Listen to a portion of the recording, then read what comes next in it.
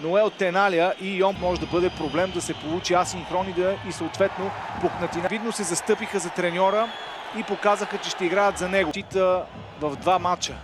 Тоест във всеки добре основната си задача. Винисиус леко в дясно от наказателното поле. Винисиус майсторската класация, както и в Ла Лига, където има Селта. И можем да кажем, възползва се от един конфликт на... Отново вдига толкова високо топката и тя е неудобна за Винисиус. Той извършва като титуляр и играеше добре, изведнъж се озова. Отношения са много по-натоварени от един вътрешен полузащитник. И нов точен удар. Сега Винисиус е с топката. Техничен опит на Винисиус. Две добри спасявания на Антонио Савера, за да могат... Отново беше хванат на контра.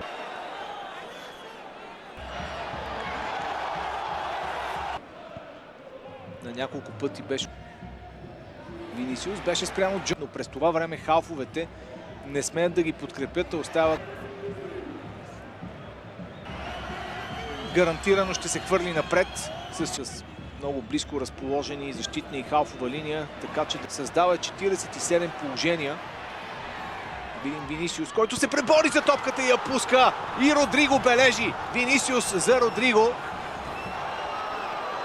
Като в добрите стари времена.